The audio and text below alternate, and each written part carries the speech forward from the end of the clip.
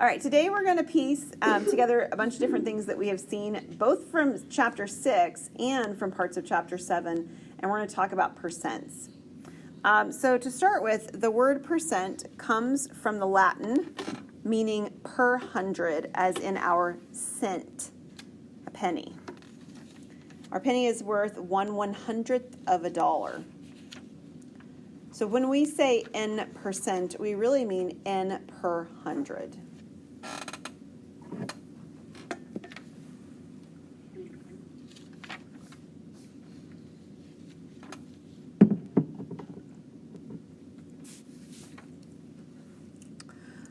There's several ways to turn numbers into percents. I'm going to show you 3 different ways. I don't care which one you use. It doesn't matter to me, but I just want you to be aware that there's more than one way because sometimes we get kind of stuck in what we feel is comfortable and we don't always think about what else is available to us. So the first method for turning a number into percent is to multiply the number really by like 100 over 100. We want to write it as a number over 100. So the 7.9, it's sort of like in here, what I'm doing is I'm multiplying by 100 over 100. So 7.9 gets multiplied by 100 to become 790 over 100. And once it's in an over 100 form, the numerator is simply the percent, 790%. You can have more than 100%. You can't give more than 100% effort, even though all the sports people say that kind of stuff all the time, right? Like, give it 110%. That's not a thing. But you can spend 110% of your money. It's called debt, right? Yeah, you can. Bank account doesn't like it very much. Turns red. That's usually what happens in your bank account. So you can also increase things by percentages, right? So we can increase something by 110%, right? So like, for example, if you ate 1,000 calories today, you could eat 110% of that tomorrow. Easily, right? Yeah, it just means that you have more than you had before. So increasing things by a percent that's over 100 is definitely a thing to do. Decreasing creates negatives, and sometimes that makes sense. You can go negative in your bank account, and sometimes it doesn't make sense. You can't pay negative amount of money at the cash register, right? All right, so this is one way. Another way to do this is to use a proportion. So, oh, did you have a question? Yeah, sorry. Yeah. So you multiply that, so that arrow is... Yes. Sort of in between there is this multiplication step. So basically what's going on here is I have 7.9, let's say, over 1, and we're multiplying by 100 over 100. So the 7.9 becomes 790, and the denominator becomes 100. Okay. Yeah.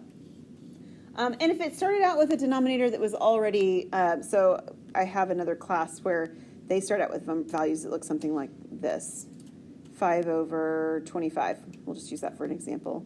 And they wanted to turn it into a percent. You can do that as well by just multiplying the denominator, in this case, by 4. Because if you multiply by 4, it turns it into 100. And then you've got the 20 over 100 to create 20%. So there are values that, when put into the denominator, are very nice to turn into 100s. There are values that are not. I'll show you one in a minute. But 25 would be an example of one that would work very nicely to turn it into a 100.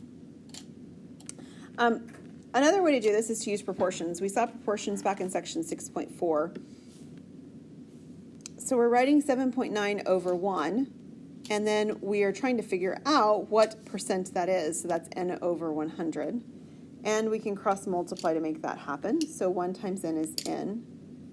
And then my 7.9 times 100 would be that same 790 that we saw before. So the 790 is now the value that's over 100, which means that is my 790%.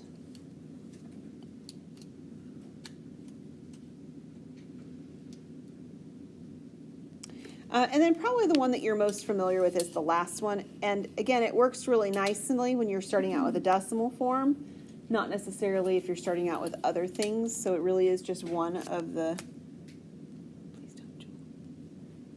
options. And it has to do with simply moving a decimal place, right? So when we multiply by 100, it's equivalent to moving a decimal place 2 values to the right. So if I have 7.9, I can move the decimal point 1 place, and then I need some more zeros, right? And then I can move it 2 places, and I end up with 790%.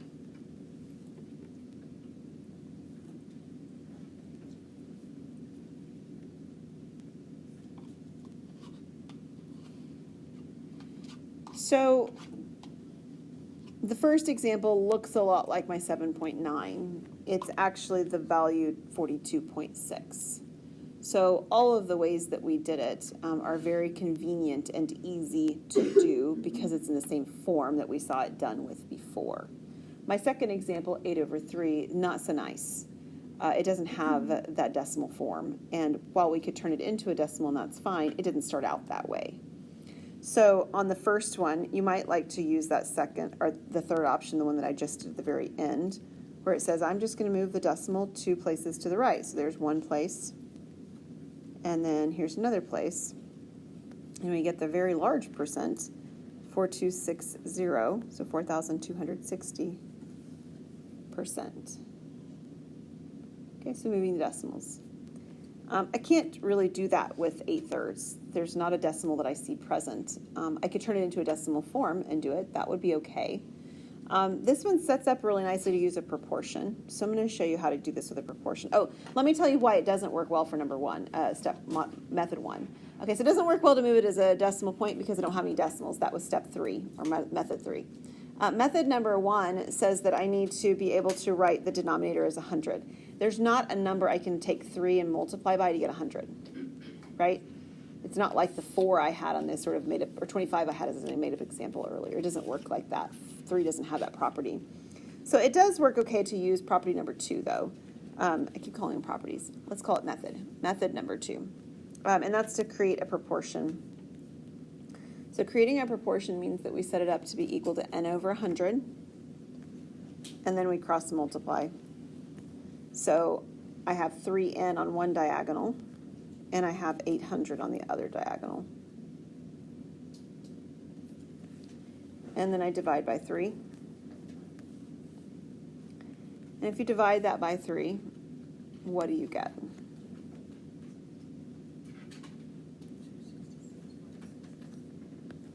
All right, so it's 266.6, and then I think the 6 repeats. Does that sound right? So this is one way that you could write it, or another way, not necessarily that you would write it this way, but you might see it written just so that you're aware, is they might take that 0.6 repeating at the end and put it back into its fractional form, which is 2/3. I don't need you to do that, but if you see that, I want you to know what they've done. They've just taken 0.6 repeating and recognized that's the same as 2/3. So this is probably our most natural way to write it as a percent in that form. Okay, so this was turning a number, different types of numbers, decimals, fractions, into a percent. Now we want to go backwards and we want to turn a percent into a number. So there's a couple of methods to turn a percent into a number. The first method is to divide the number by 100. So, for example, if you had, we won't use 7, how about we use 23%? So 23% means to take 23 and write it in its form that's over 100, 23 hundredths, that's what this means. And dividing by 100 is the same as moving the decimal points 2 to the left. So the decimal point's here, and if I move it 2 to the left, it's 23 hundredths. Or you can think about the verbal way that we're saying that, right? 23 over 100 is 23 hundredths. In decimal form, that's 23 hundredths, written this way. Method 2 simply moves the decimal. So it's recognizing that if I have a value, so again, like my 20, I'll use the same number, it's fine, 23%, that I don't really have to go through the process of dividing by 100. I could just notice where the decimal was and then move it 2 to the left. And if I do, I'll get that same 23 hundredths in decimal form that I got with the other method.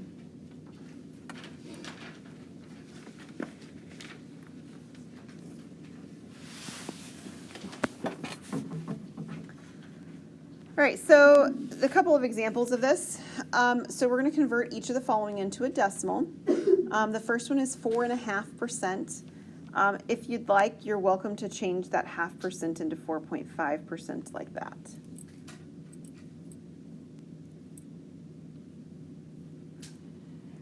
All right, so this one already has a decimal present, like I see it in there. So method 2 is a pretty nice way to do it because I already have a decimal, and we're just going to move the decimal 2 to the left. So here's 1 time, and then I need to move it 1 more time. So this becomes the expression with 1.045. That would be using method 2.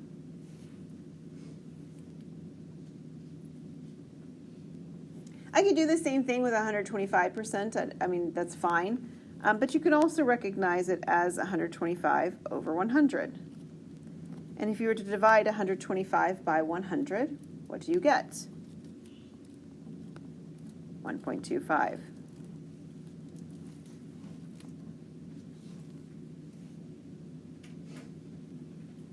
Okay, so we want to be able to go in and out of percent form to decimals or potentially fractions if we're starting with fractions. All right, there are some applications of percentages that are going to feel a fair bit after we get going, like what we did back in 6.4. So let me show you the 3 application forms that we can encounter. The first one is finding a percent of a number. So it would look something like this. What we're being asked is, what is 15% of 32? So we see this in shopping a lot. If you've ever been to Kohl's, Kohl's is notorious for having things on sale with percentage offs. Like, that's their thing. You never buy something full price at Kohl's. It will go on sale. All right, so they have signs up and they'll say it's 25% off, it's 15% off, something like that. So if you want to know what you're saving, that's this question. What is 15% of that $32 sweater or whatever? Okay, so that's the kind of question that's the first type. I'm not showing you how to solve them right now. I'm just identifying the different types. The second one is finding a percent. One number is of another number. So this kind of a question looks like this. What percent of 47 is 12? So this is what happens with your grades. In particular, your grades on the tests for this class. So like the test that you guys just took was out of 48 points, right? And if you wanted to see how much you currently have, you'd take the number of points that you've earned, and you want to figure out what percent that is of the 48. So finding your percent on a graded exam, that's especially something that's not out of 100 points, is this type of a question. Okay? The third type is finding a number when a percent of that number is known. So it looks something like this. 13 is 45% of what number? And it's kind of nice to go back to our sales example that I did for the first one. If you were told at the register that the price that you were paying for the item was $13 and that you knew that you had a 45% off, you should be able to figure out what the original price of the item was. That's how that differs from the first example, okay? So instead of knowing the percentage off and the original price, you know the percentage off and you know the sale price. All right, so the nice thing about percent problems is that percent problems set up beautifully with proportions. So let me show you how that works. Here's an example. It says, what is the sale price of a softball if the regular price is $6.80 and there's a 25% discount? So the first thing I'd like for us to do is to actually do the question that's at the bottom of my screen, sort of like the after the question. Can you look at the 3 types that are over here and decide which of these 3 types this is? Is it the first type, the second type, or the third? Okay, so I've heard some firsts and I hear some thirds. Look carefully. It's the first type. It's number 1. I want to know what is a percentage, what is 15% of a specific price, right? So I know the original price and I don't know what the discounted price that I'm going to pay is. So this is problem type number 1. So as we're taking a look at these, they're always going to set up in a proportion form. And the reason that proportion form is so nice is because 1/2 of your proportion is something out of 100. I don't care whether you put it on the left or you put it on the right. It makes no difference at all. But one side of it is the percentage side. Now, if you know the percentage, which we do in this problem, you know the entire percentage side of the equation. This problem says 25%, okay? So we can do one of two things. We can deal with the 25%, but then we have to be really careful because $6.80 is not what we actually are paying, right? We want to be careful for that. So if we do this with 25%, we're not answering the question that was asked. The question that's asked has to do with how much are we paying. If we use the 25, we're figuring out how much the discount was. Are you with me? 25% is my discount amount.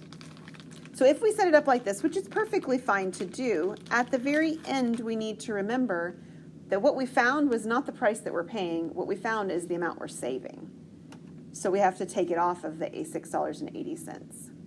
So let's do it from this perspective first, and then I'll do it a second way so that you can see that there's another way to do it, maybe more directly if we're aware of it when we start. So if we think about it from this perspective, and we multiply across our diagonal, I have 100x. And then what is 680, right? 6 and 80 hundredths times 75.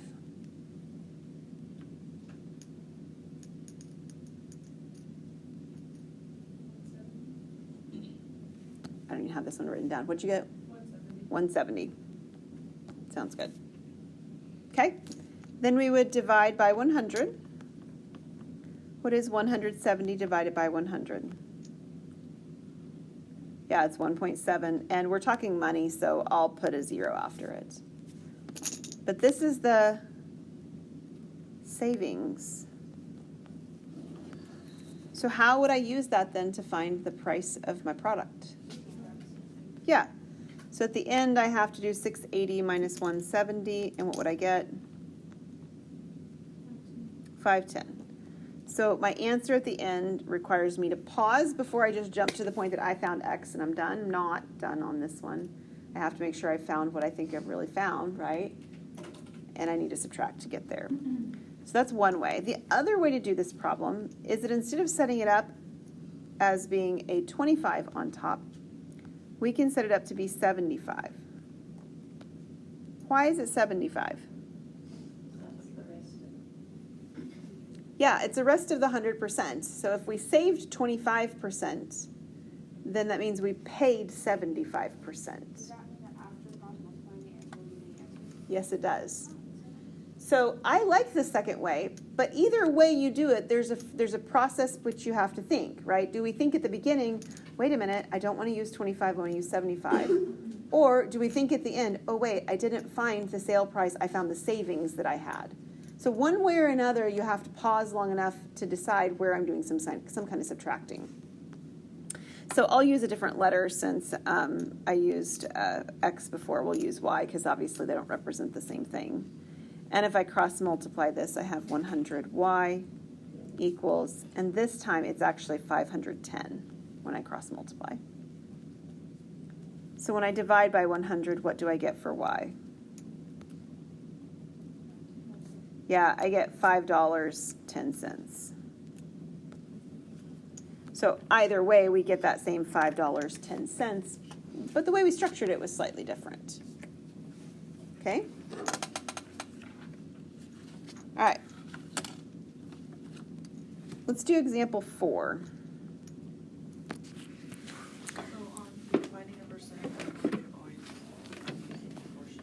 Yeah, so what we're going to do on all of these is we're always going to use proportions. So everything that we're going to be doing when we're doing these word problems with these percentages are going to be in proportion form. The one that we just did, Candace, what we want to notice is that when we're doing a problem number 1 type, these 3 pieces of information is what I'll always have. I'll always have the percent side completely filled in, and I will know the bottom number because I'll know the original price. Now, That's how we have to do it in the homework, is we have to do proportions. yeah, we're going to do proportions. I know that there's other ways to do the problems, right? There's equations that we can set up. Our book is focusing on proportions, so we're going to focus on proportions as well. One of the nice things about proportions is that it does have this really strong structure built into it, with this being over 100. And so that is, I don't know, maybe like a warm fuzzy for students, because they always know that they've got a place they can start. So that's probably a big component of why we're looking at it from that perspective from our book. All right, on this one, ski area. I don't know if you've ever been skiing it before, but in a ski resort, there's different runs that are open. It usually has to do with how much snow they've had and things that they've groomed and how much, how many people they have working to be able to make it work and stuff. But so this ski area reports that 80% of its runs are open, or maybe sometimes they don't have enough snow at all and it's bare ground. You don't want to ski on the bare ground. That's a bad place to be. All right, so 80% of their runs are open. If there are 60 runs open, how many runs are at the ski area? So with that idea in mind, which of the three types are we working on? It's the third this time. Okay? We know the percentage, so it's either 1 or 3, because we know the percentage. But what we know is we know the actual value that's open as compared to the total number of runs that exist. So it would be the same thing if on this problem we knew what the sale price was and we didn't know what the original price was. So this is problem type 3.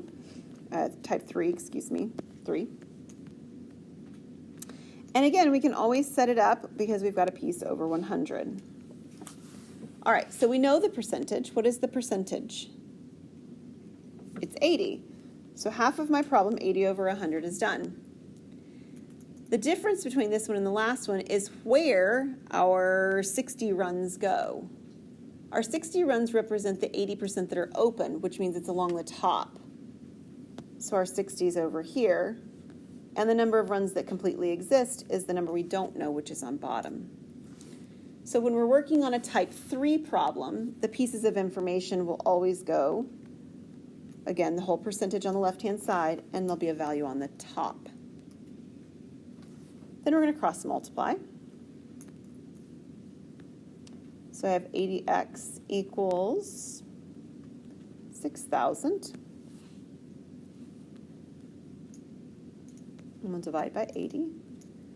What is 6,000 divided by 80?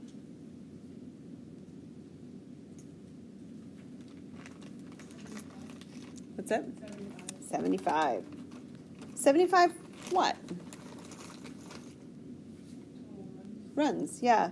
So as we're working with these, kind of like back when we did proportions in 6.4, if there's context enough, which there generally is, to put language with it, we will. We didn't do that over here, but we did. We put a $sign, and that was the context, right? So we did it. We just didn't think about it quite the same way. Yeah, so there's 75 runs that are open. All right, we'll do one more example and be done for today. So without even looking at this, you should know what type of problem this is.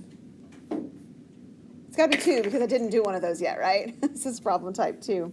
Also, it should make sense because if you take a look at the vocabulary working your way through, like the language, they don't tell us the percentage in this problem, do they? They don't.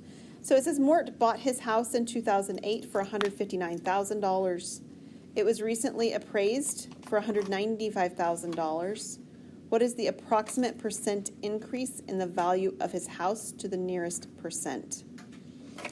Okay, so this problem is kind of like the first one we did, example number 3, where we have to be very careful about the language. Here we were looking at, was it the amount that we paid or was it the amount of the discount, right? Over here, we were wanting to know the percent of the increase in the value of his house. Not the percent of the house itself, but the increase in the value of the house. So if you recognize that it's looking at the increase in the value of the house at the beginning, what is the increase in his value of his house? Well, it's $195,000 minus $159,000. right? What is that?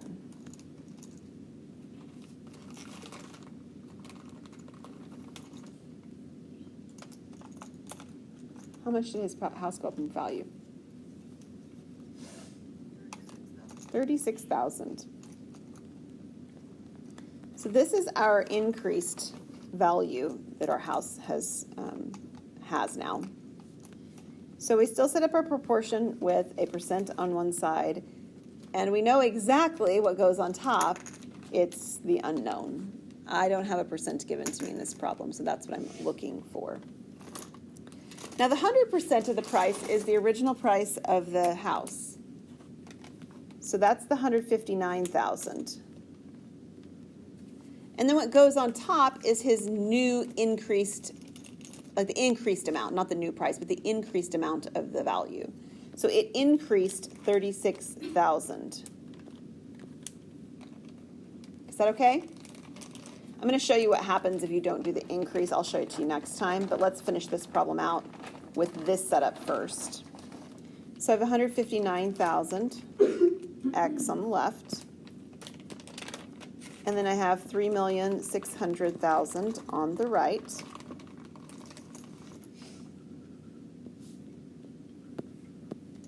And I divide by 159,000 on the left, on the right and left. And what do I get for my X? 22. Nearest percent, so whole number. What is it as a whole number? 23, okay. So to the nearest whole number, because the directions say, it would be a 23% increase in the value of his house. It's very nice. It's probably not keeping up with inflation right now, but it's a very nice increase. All right, so remind me when we start next time that I want us to go back and take a look at doing this problem with a, what if I did use the 195,000 on top? How would that change what happens? Because it's workable as well.